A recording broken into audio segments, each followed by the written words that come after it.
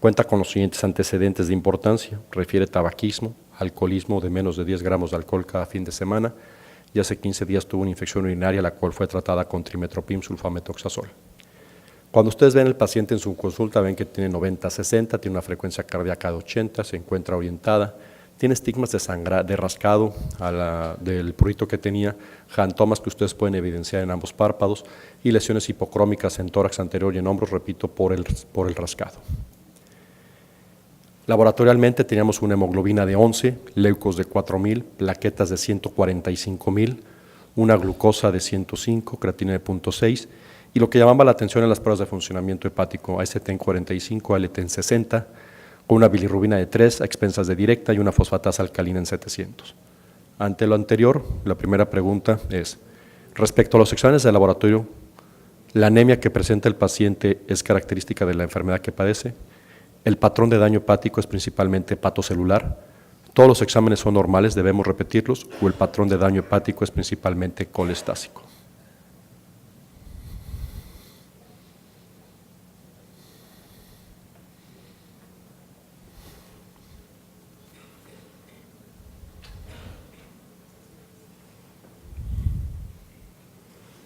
¿Alguien quiere contestar de los que estamos aquí arriba?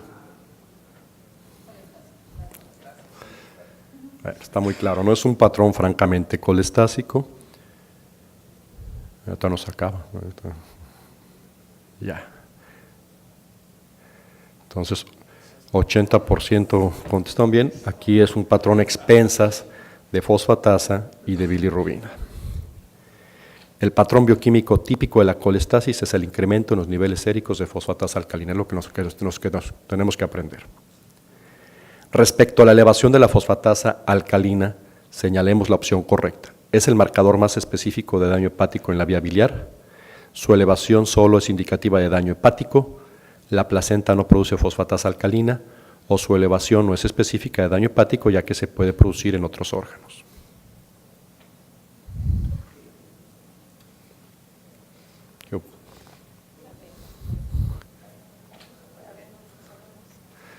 Y eso es bien importante. Bueno, déjame, ya acabamos todos, todavía falta, ¿no? Frecuentemente les llega a su consulta pacientes con elevaciones aisladas de fosfatasa, y puede ser un niño con curva de crecimiento, puede ser una paciente con osteopenia, osteoporosis, puede ser una mujer en el puerperio inmediato. Entonces hay que identificar de dónde proviene esta fosfatasa. Por lo tanto, la respuesta adecuada es que no es el único sitio de producción a nivel hepato o vía biliar.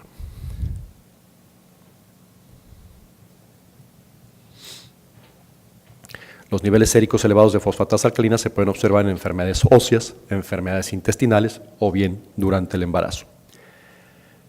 Para confirmar la elevación de la fosfatasa alcalina, si esta es por daño biliar, ¿usted qué solicitaría? ¿Un fibrotest, una deshidrogenasa láctica, una gamma-glutamil o una creatinina sérica?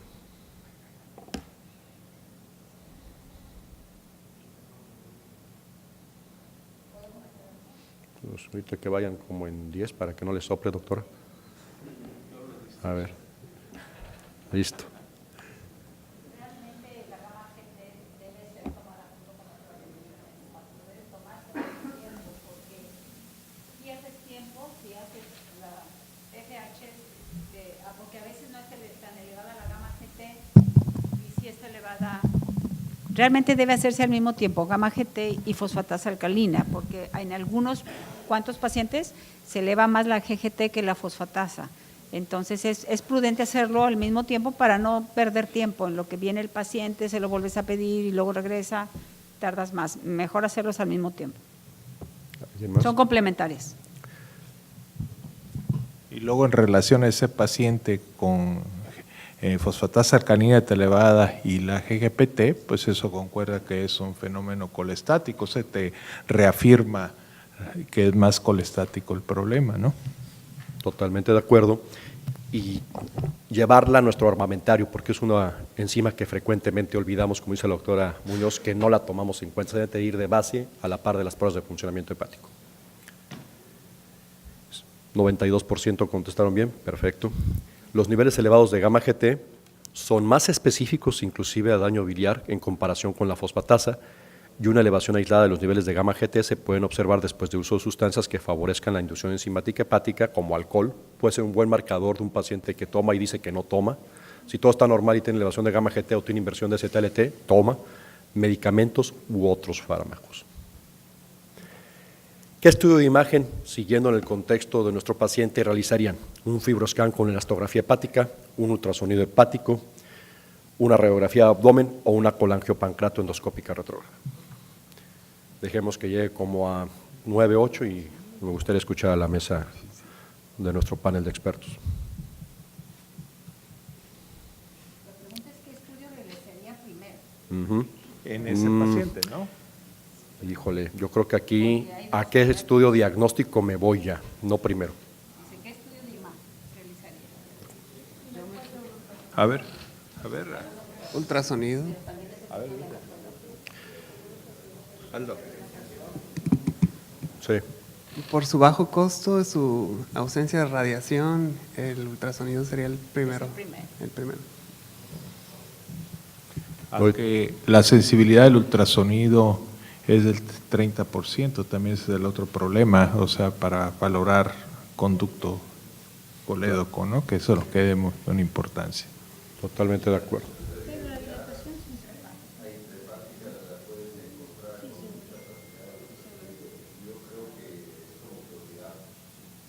No, eso no hay discusión, es el primero. Pues sí, es el primero, pero creo que ahorita eso no estaba. Todos los algoritmos No. es el primero. Y es cierto, yo creo que aquí en base a como estaba planteada tiene la respuesta lógica al ultrasonido, pero creo que nos van a poner otra. No, sí, mira. El ultrasonido percutáneo se ha adoptado como la primera herramienta de abordaje para varias enfermedades, está ampliamente disponible, es accesible, de bajo costo, es operador dependiente, nos permite evaluar adecuadamente la vía biliar y respecto al daño colestático nos identifica causas obstructivas, que es lo primero que se tiene que descartar. Aquí tienen ustedes el estudio. No se demostró dilatación de la vía biliar intra o extrahepática, los bordes eran lisos, no había esplenomegalia. ¿Qué tenemos que hacer ahora? ¿Cuál es la herramienta diagnóstica considerada estándar de orden para visualizar la vía biliar? Se repite el ultrasonido, se hace una colangioresonancia, se hace una colangiopancreatografía o ambas.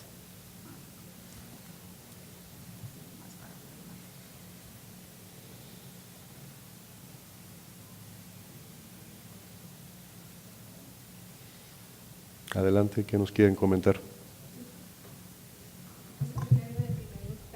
Una colangioresonancia, porque no sometería al paciente a los riesgos que puede tener el someterlo a una CEPRE de primera intención. Entonces, yo creo que de primera instancia lo sometería a una colangioresonancia. Perfecto. Sí, porque además la CEPRE pues es terapéutica, no es diagnóstica. Entonces la colangioresonancia te va a descartar que tenga dilatación de las vías biliares, que es lo que quieres ver en un paciente con colestasis. Ya lo mencionó Que en Alberto. Eso. Que en este paciente ya no teníamos dilatación, pero tanto la CEPRE como la colangio son consideradas las pruebas estándar de oro para visualizar la vía biliar. 3 al 5% de los pacientes sometidos a CEPRE desarrollarán pancreatitis, que es lo que comentaban. En pacientes que no requieren una maniobra terapéutica, la colangioresonancia es una opción más segura y el valor predictivo negativo es del 94% para la colangioresonancia versus la colangiopancreatografía y el predictivo positivo es del 85 al 94%. Totalmente de acuerdo. Seguimos. De las enfermedades colestásicas intrahepáticas, un paciente que no tiene dilatación y estamos sospechando una colestasis intrahepática sin obstrucción de la vía biliar, ¿cuál es la principal causa? Daño inducido por fármacos, colangitis biliar primaria, colangitis esclerosante primaria o colangiopatía por HIV.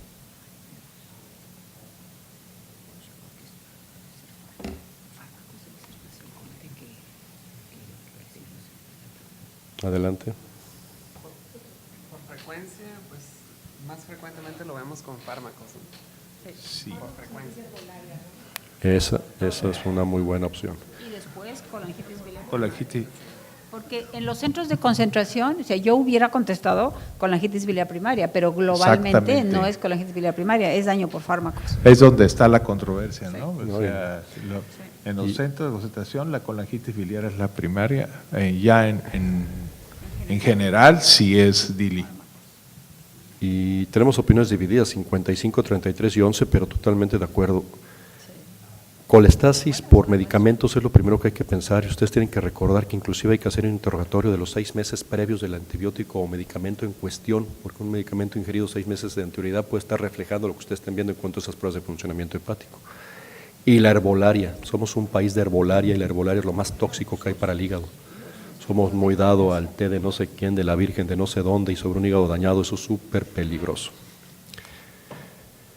Entonces, el uso de medicamentos y productos herbolarios, ojo, son la primera causa de colestasis en el adulto. Y estas pueden progresar a un síndrome de conductos biliares evanescentes, y eso es demasiado delicado. El daño inducido por fármacos, que creo que en México, no sé qué opina nuestro panel, está infradiagnosticado, puede ser a varios niveles, puede ser a nivel subcelular, canalicular y a nivel ductular. De los siguientes fármacos, regresando a nuestro paciente, ¿cuál de los siguientes grupos de fármacos se asocia más a daño hepático de tipo colestásico? Antiinflamatorios no esteroideos, antidepresivos, inhibidores de bomba de protones o antibióticos. Ay, a ver.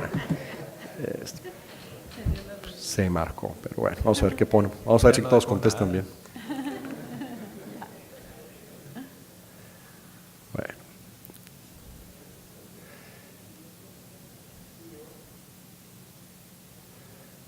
Ya lo tienen. Sí, todo a 4%. Son los antibióticos, no sé qué quieren opinar ustedes en cuanto a sus experiencias propias, de qué tanto daño por antibióticos vemos y cuáles son los más comunes. Hay uno de uso diario que es muy tóxico, no sé qué opinan ustedes, doctora Linda, doctor Marco.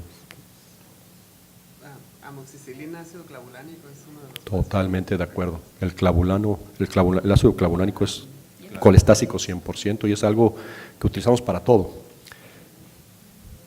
El daño inducido por fármacos colestásicos se caracteriza, y esta es una fórmula que tenemos que tener en la cabeza, fosfatasa alcalina por arriba de 2 veces el valor superior o una relación ALT-fosfatasa por abajo de 2. El dilicolestásico se asocia frecuentemente con el uso de amoxicilina, ácido clavulánico, eritromicina, trimetoprim, si ustedes recuerdan nuestra historia del paciente que había tenido una IBU, clorpromacina y anticonceptivos orales. Y antes de pasar al siguiente apartado, no sé qué tanto ustedes han visto, si somos un país con una esteatosis brutal, qué tanto la esteatosis es un predisponente a mayor agresividad en cuanto a la toxicidad por medicamentos. Que yo creo que es un área que nadie ha explorado al 100%, que sea el detonante de que el antibiótico o medicamento en cuestión sea más agresivo. Regresamos. Femenina de 48 años, que acude al consultorio por presentar fatiga, todo lo que hayamos mencionado. De la historia clínica, ¿qué dato va en contra del posible diagnóstico de toxicidad por medicamentos? ¿La edad del paciente, el sexo, el tipo de medicamento o la temporalidad?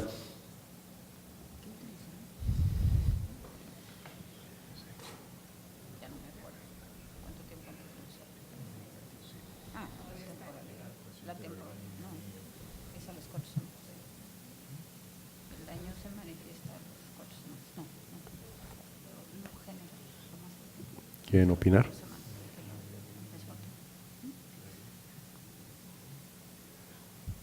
¿Qué va en contra? Vamos a ver, temporalidad. Y eso es cierto, ustedes recuerdan nuestra historia inicial, un paciente que tenía un tiempo de contacto muy corto y el diagnóstico del IDIL puede ser muy difícil. El estudio histopatológico no nos es útil, es útil cuando tenemos mucha duda diagnóstica y tenemos que descartar otras enfermedades, generalmente pacientes inmunocomprometidos como inmunodeficiencias severas, HIV, que pueden estar ligado infectado y que necesitan una biopsia para tener cultivo y establecer si lo que estoy viendo de colestasis es por una micobacteria o una micobacteria típica, pero una clave importante es la temporalidad, es decir, la relación temporal entre el consumo del medicamento y la aparición de los síntomas o la alteración en las pruebas del hígado. Es una causa-efecto. Seguimos estudiando a nuestro paciente, le pedimos un perfil viral, tiene títulos de IgG positivos para hepatitis A, tiene serología para B y C negativo, tiene anticuerpos antinucleares positivos, tiene anticuerpos antimúsculo liso negativos, tiene anticuerpos mitocondriales positivos y tiene niveles de inmunoglobulina M elevados. Me gustaría que me ayudaran a analizar este panel. ¿Tienes los niveles, los títulos de antinucleares? De antinucleares le puedo decir que está a 1,80, los mitocondriales 1 a 120, de 1,80. ¿Tienes AMA2? positivos y el nivel de inmunoglobulina M está 2 veces por arriba del corte.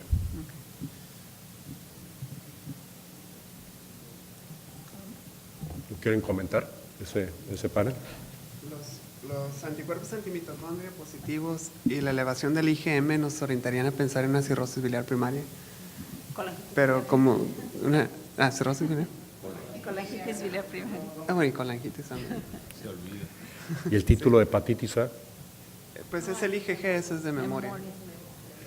¿Y los antinucleares positivos? Pueden ir perfectamente con colangitis biliar primaria. Sí. Por eso preguntaba el título, porque además el GP200 es más específico de cirrosis biliar primaria o de colangitis biliar primaria que de hepatitis autoinmune. Pero pues no, yo no sé si alguien lo esté haciendo en México o nosotros no. No sé. Creo que se tendría que mandar fuera. Pero en base entonces a lo que nos están analizando, ¿qué resultado, en base a los resultados, qué diagnóstico tenemos? Hepatitis autoinmune tipo 1, hepatitis autoinmune tipo 2, colangitis esclerosante primaria, no puedo hacer el diagnóstico, requiere una biopsia hepática o colangitis biliar primaria, anteriormente llamada cirrosis biliar primaria. Yo voy a poner la ¿Contestamos? controversia ahorita. Primero contestamos y luego pones la controversia. A ver. Ya. Ah, no, todavía no. Hay que pasar 10 segundos.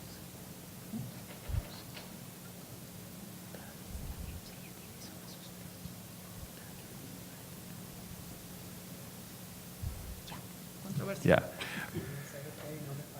Fíjate, pues, aparentemente está de pechito el diagnóstico, pues yo no estoy de acuerdo inicialmente a hacer el diagnóstico de colangitis biliar primaria, yo le haría la biopsia. Es la Y biopsia. ya dependiendo de la biopsia, es más si tengo el antecedente que el paciente estuvo el antecedente de haber tomado antibióticos. Mucha gente cuestiona biopsiar precisamente la colangitis biliar primaria cuando son títulos muy sugestivos. No sé qué opina la doctora Linda en cuanto a si Bueno, los incluso puros sabemos anticuerpos que- son suficientes o en qué pacientes, si acaso, bajo sospecha, biopsiar para colangitis biliar primaria. También tienes el inicio de enfermedades autoinmunes después de un DILI, de una toxicidad. O sea, que esa sería la otra, ¿verdad? Que el paciente con el perfil inmunológico, con el perfil genético, tome el medicamento y se desencadene realmente una colangitis biliar primaria. Pero sí, antes de hacer la biopsia, pues la sospecha más alta es una colangitis biliar primaria.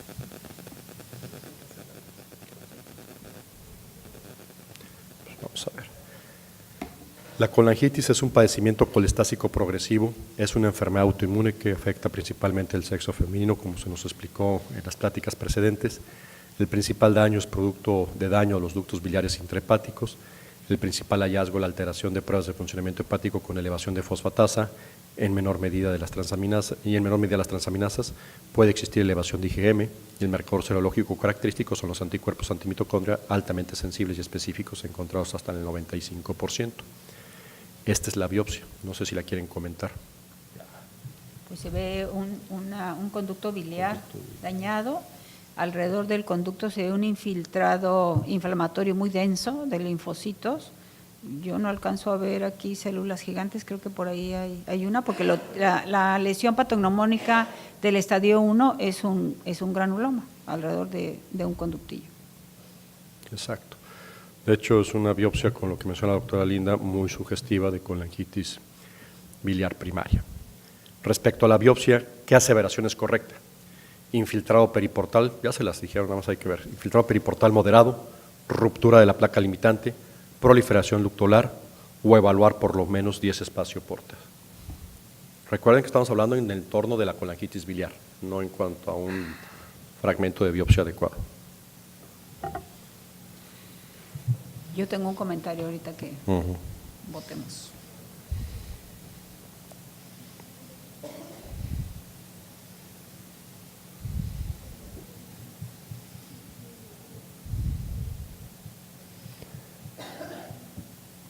Muy bien.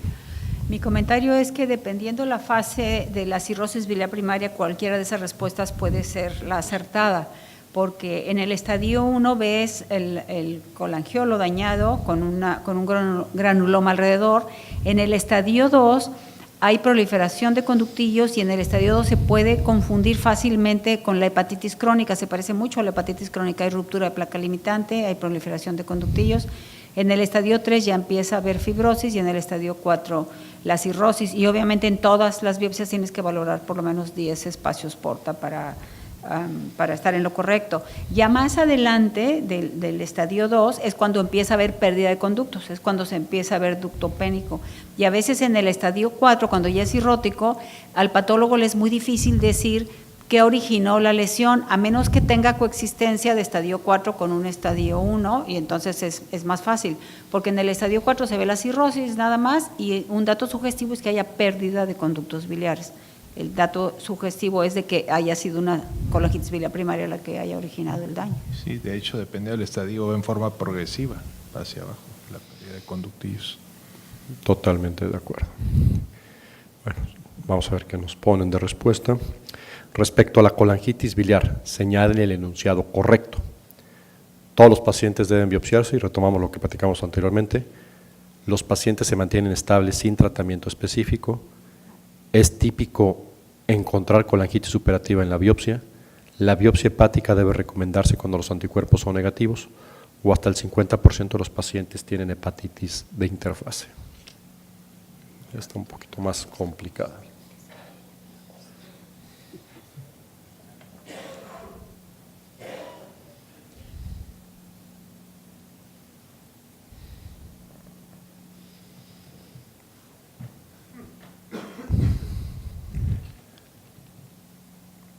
¿Quieren comentar algo acerca de los enunciados? Fíjense, el porcentaje mayoritario contestó que son cuando la CBP se sospecha con antimitocondriales negativos, que es lo que platicamos anteriormente. Mucha gente critica la biopsia hepática en la colangitis biliar primaria, salvedad de este grupo que aparentemente tiene un pronóstico peor que los que tienen anticuerpos antimitocondriales positivos. ¿Todos los pacientes deben biopsiarse? Pues yo creo que no, a salvedad de lo que diga la doctora Linda. Los pacientes deben tratarse. Es típico encontrar colangitis superativa, no. Y el porcentaje de hallazgos de hepatitis de interfase no es el 50%, es mucho menos. Entonces, quizá el subgrupo de sospecha en colangitis biliar anticuerpos negativos son los que quizá deban ir a biopsia hepática. Debido a la alta especificidad de los anticuerpos, el papel de la biopsia hepática para el diagnóstico de la CBP es cuestionable, principalmente cuando existen niveles elevados de fosfatasa o niveles bajos de ACT. Debe ser realizada solo en aquellos casos con anticuerpos negativos o ante la sospecha de un síndrome de sobreposición, autoinmune colangitis o esteatosis colangitis, y ver qué predomina de cara a establecer el tratamiento. Y el porcentaje de hepatitis de interfase es menor, 30%, no el 50%. ¿Qué tratamiento comenzaría de inmediato y a qué dosis? Prednisona, 1 miligramo por kilo, acetoprina, 2 miligramos por kilo, no le darían tratamiento, o urso desoxicólico, 15 miligramos por kilo día.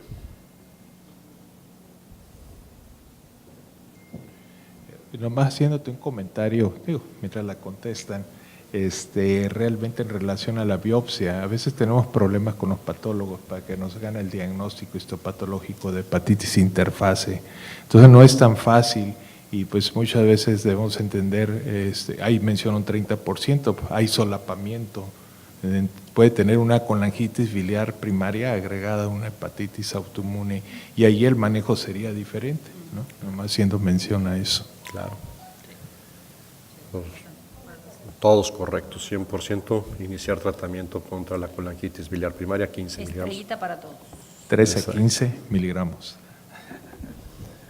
Estaban despiertos. El uso del urso desoxicólico no solo mejora los parámetros bioquímicos, sino que retrasa, como ya se nos mencionó, la progresión del daño histológico y mejora la sobrevida libre de trasplante hepático.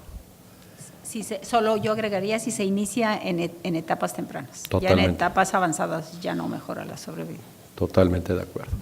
No sé si quieran comentar algo a lo que hemos interaccionado. Sí, doctor. Sí. En los pacientes en control a largo plazo en la colangitis biliar primaria, ¿qué dosis le mantenemos? ¿Bajamos dosis? ¿Vamos viendo cada cuánto sus estudios?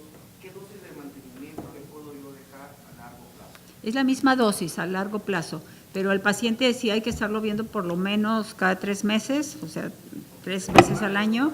Si en el inter desarrolla alteración de las pruebas de funcionamiento hepático, hay que valorar qué está pasando. A veces las enfermedades migran, empiezan como una y luego cambia.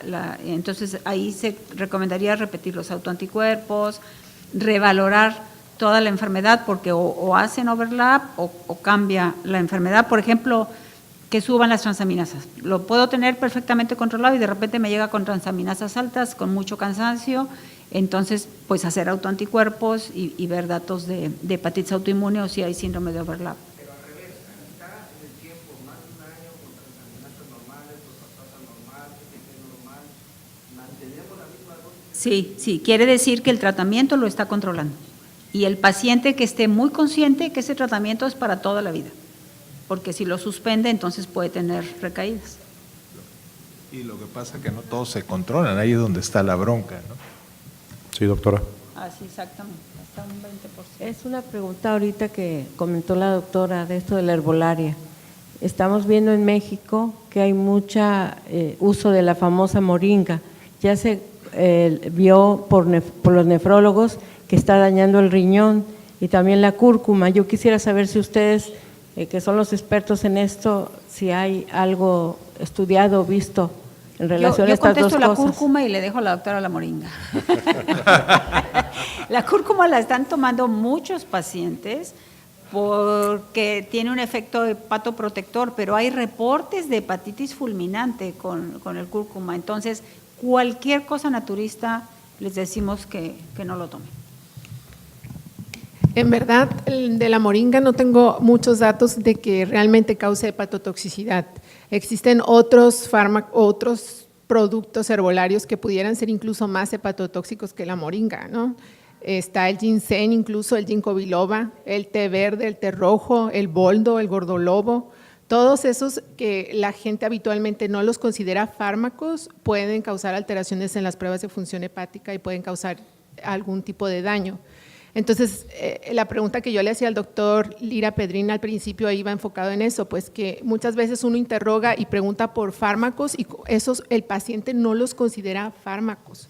Uno tiene que decirle todo lo que esté tomando, todo, incluso hay veces que uno mejor le pide la fotito. Hay gente que va al gimnasio y en el gimnasio ahorita están dando mucho tipo de medicamentos para bajar de peso y todo, y eso sí realmente puede causar mayor daño. Yo he tenido pacientes que van al gimnasio que me han llegado con 29 de bilirrubinas por los venenos que les dan ahí para hacer músculo. A veces el paciente lo niega conscientemente. Hicimos un estudio en la unidad de hígado y teníamos una pasante que interrogaba al paciente antes de que pasara la historia clínica. El 100% le confirmó que tomaba medicina naturista y cuando yo lo preguntaba nada más un 30% me lo decía, porque hay una sección en nuestra historia clínica que es medicamentos naturistas. Entonces hay que hacerle mucho hincapié y si te mandan la foto mejor, porque entonces en ese momento los buscas en internet, porque generalmente traen muchos productos, no nada más es uno. Y cualquiera de ellos, pues la equinacia, por ejemplo, es bien hepatotóxica. También hay una página, una dirección en internet que ustedes pueden consultar si tienen alguna duda, se llama LiverTox, y ustedes pueden poner el producto y viene si está considerado como un medicamento que pueda causar hepatotoxicidad. Y bueno, esa es una herramienta que todos podemos tener a la mano si tenemos esa duda. ¿Alguna pregunta más? Bueno, pues les agradecemos mucho su presencia, recordando que mañana las actividades empiezan a las 7 con el desayuno simposium de Gilead en el Salón Vivaldi y el módulo de obesidad empezará a las 8:30 en el Salón Schubert y Mozart. Gracias. Y muchas gracias por la resistencia.